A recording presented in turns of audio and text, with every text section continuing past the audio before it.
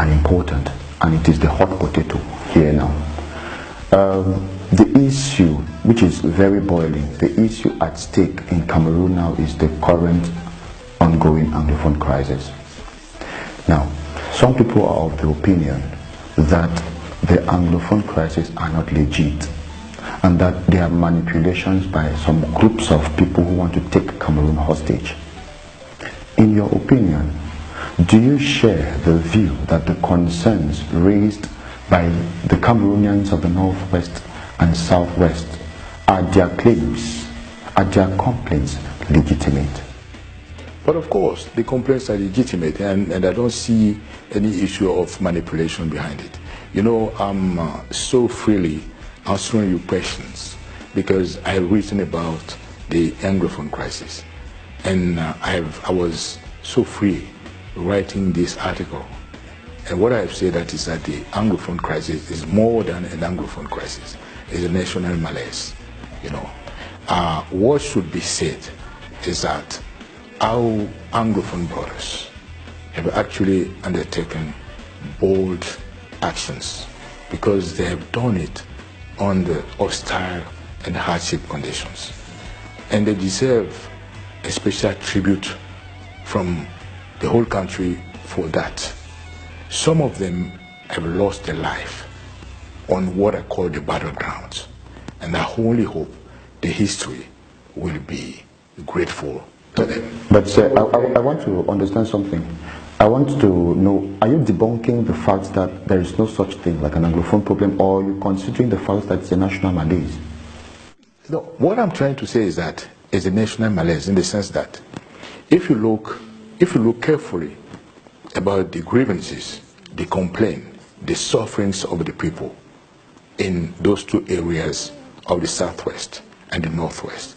I don't know if you have ever been in the Eastern region or you have ever been in the Northern region.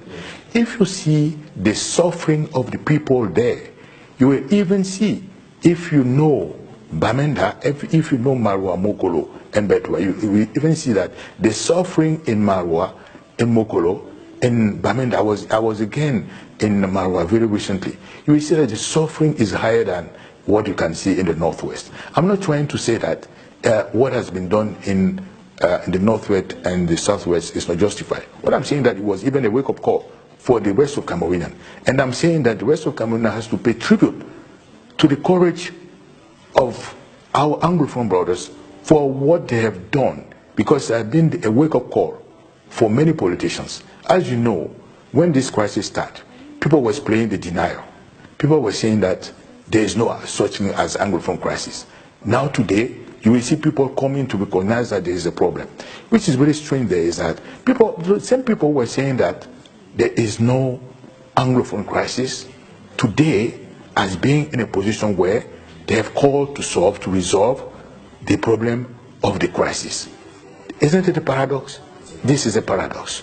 You see, so but what I'm saying is that when I'm saying that national malaise is that you can only resolve the Anglophone crisis, whatever a specific Anglophone component, by resolving the issue as a comprehensive issue. And this issue has to do with the form of the state. Because as I have written, we are living in a hyper-centralized state. A hyper-centralized state which is only beneficial to a few bunch of the people. This is a state where the main leaders are so navel-centered that is by design, is by genetics. You know, the architecture of this state, by its own genetics, by its own DNA, is so much centralized that when you have some people within the leading mechanism of the country, they are not inclined to look down to see the people at the bottom. So if they cannot see the people at the bottom, why is it that they are going to see the particular or the specific component of the country called Anglophone? Because even a population, what are you finding in the population? You're finding women, you're finding men, you're finding young people, you're finding children, you're finding even babies. So if the mechanics of the leadership of a country, the institutional architecture is not designed in such a way that the people who are actually animating those institutions are not inclined by design to see down, to look at the people. They will not see about the specific component of those people. This is what I'm trying to say. That's why the resolution of the problem of Anglophone will go through a comprehensive dialogue, an inclusive dialogue, a genuine dialogue to come to a consensual solution. Any process beneath the comprehensive, inclusive, approach will only come to a piecemeal solution. And the problem will bounce back again because the solution will not take into consideration, the claims of all the components of society. It will be partial. It will be partial. It will be scattered, and it will be, as I'm saying, piecemeal. It will be fragmented, and it will not resolve the issue in a definitive and comprehensive way. You just spoke about inclusive dialogue, and that calls my attention. You spoke about inclusive dialogue. Now, what will interest the majority of the people who are watching you now will be to understand who are those people competent to dialogue. Where, when will this dialogue take place? If we're talking about inclusive dialogue, I mean that all the components of the society should be represented. I mean that the political segment of the population should be represented. I mean that the religious component of the society should be represented. The civil society should be represented. The old, the young, the less young should be represented. And actually, 80% of the population is less than 35 years old. It will be so much strange to see a dialogue where the young people are not represented. You understand what I mean? So when I'm talking about all the political, all the political components of the society should be represented, it means, it should be an inclusive dialogue because we're trying to reach a consensual solution, a solution that will take into account, we take into account the considerations or the complaints or the question raised by any component of this society to come to a consensual solution. All right. To solve part of this problem, the state has indulged herself in fine-tuning some solutions that will stop this problem. The state has set up a commission, the National Commission for Bilingualism and Multiculturalism. The state has set up a common law system at Enam, among others. That's what the state has done. But the crisis still persists. Now, but you know why it's persisting? Because it's not coming from a dialogue.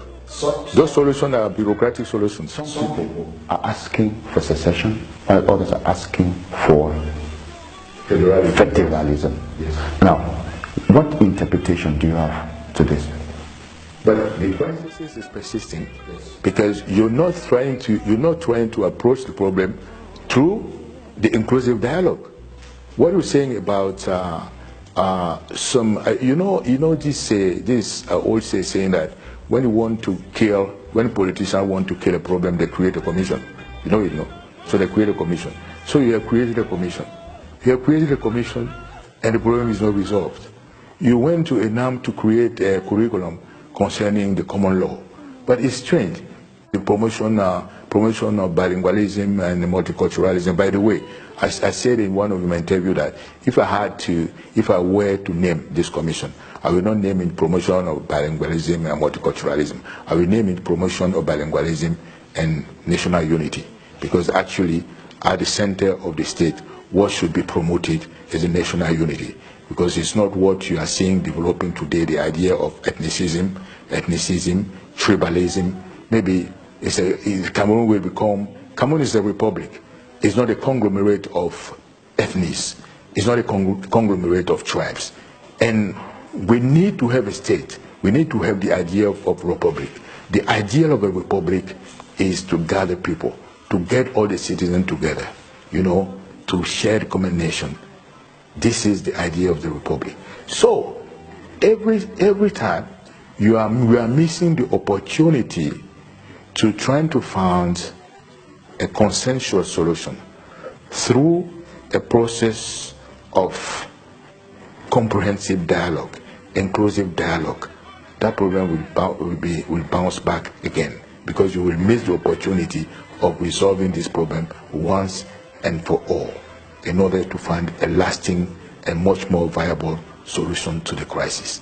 And of course, some people are saying that should the secessionists be excluded from the dialogue? Aren't they part of the Cameroon population? Aren't they part of the Cameroon population? If they are part of the Cameroon population, and especially if they are part of the problem, then they should be part of the solution. You cannot, in a search for an effective solution, exclude a segment which is part of the problem, exclude them from the process of resolving the issue. Because for me, in a very intelligent, in a very smart way, you should get the people who you consider as being part of the problem to become part of the protocol resolution of that problem. You understand you get my point there?